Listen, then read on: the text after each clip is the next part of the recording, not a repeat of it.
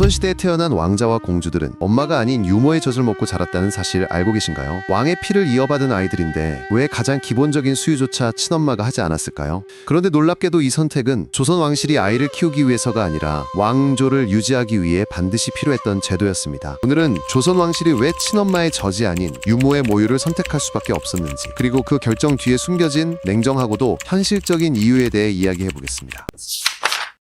조선 왕실에서 아이를 낳은 왕비나 후궁은 출산 후 20날 남짓만 직접 젖을 물릴 수 있었습니다. 그 이후부터 아이는 곧바로 유모의 품으로 옮겨졌죠. 이건 선택이 아니라 규칙이었습니다. 왕실 여성에게 가장 중요한 임무는 아이를 정성껏 돌보는 것이 아니라 왕의 혈통을 끊기지 않게 이어가는 일이었기 때문입니다. 젖을 오래 물리면 다시 임신하기 어렵다고 여겼고, 임신이 늦어지면 곧바로 책임 문제가 됐습니다. 특히 왕비의 경우는 더했습니다. 궁 안에 수많은 후궁과 의례를 관리해야 했기 때문에 아이 하나 붙잡고 있을 여유조차 허락되지 않았죠. 그래서 왕실 여성들은 아이를 낳자마자 다시 일터로 복귀해야 했고, 그 빈자리를 유모가 채운 겁니다. 그렇다면 유모는 누구나 될 수 있었을까요? 전혀 아니었습니다. 왕실 유모를 뽑는 기준은 지금 기준으로 봐도 숨이 막힐 정도로 엄격했습니다. 가장 먼저 보는 건 건강이었습니다. 젖을 통해 병이 옮는다고 믿었기 때문에 유모 본인은 물론 집안 내력까지 철저히 조사했습니다. 다음은 품행과 성격, 유모의 성정이 아이의 기질에 스며든다고 여겼기 때문이죠. 말투, 행동, 버릇 하나까지 전부 평가 대상이었습니다. 그리고 마지막이자 가장 중요한 기준, 젖의 상태였습니다. 젖이 풍부하고 맑을수록 좋았고, 되도록 젊은 여인이 선호됐습니다. 그런데 이렇게 까다로운 기준을 통과한 유모들의 신부는 대부분 천민이었습니다. 양반가에서는 자기 아이를 두고 궁에 들어갈 이유가 없었고, 왕실 역시 세자의 유모가 양반일 경우 권력이 지나치게 커질 수 있다고 경계했기 때문입니다. 유모로 뽑히면 삶은 완전히 달라졌습니다. 왕자가 3살이 될 때까지 궁 안에서 엄마를 대신해 대부분의 육아를 맡았습니다. 수유에도 엄격한 규칙이 있었고, 아이의 울음 타이밍 하나까지 관리 대상이었습니다. 놀라운 사실이 하나 더 있습니다. 유모는 단순히 젖만 먹이는 사람이 아니었습니다. 아이의 병을 치료하는 역할까지 함께 맡았다는 점이죠. 당시 조선에서는 갓난아기에게 약을 직접 먹이는 걸 상당히 위험한 일로 여겼습니다. 조금만 양이 틀려도 탈이 나고 부작용이 생기면 그대로 생명이 위태로워질 수 있었기 때문입니다. 그래서 선택한 방법이 무엇이었을까요? 바로 유모가 약을 대신 먹는 방식이었습니다. 의관이 처방한 약을 아기 대신 유모가 삼키고, 그 약 기운이 젖에 섞여 자연스럽게 아이에게 전달되도록 한 겁니다. 지금 기준으로 보면 믿기 힘든 방식이지만 당시에는 가장 안전하다고 여겨진 치료법이었습니다. 아기의 몸에 직접 약을 넣는 대신 유모의 몸을 한 번 더 거치게 해 약성을 부드럽게 만들 수 있다고 믿었죠. 이쯤 되면 유모의 젖은 단순한 음식이 아니었습니다. 영양이었고 약이었고 아이의 생명을 지키는 방패였습니다. 그래서 유모의 몸 상태는 곧 아이의 생명 상태와 직결됐습니다. 유모가 아프면 아이도 위험해졌고, 유모가 스트레스를 받으면 젖의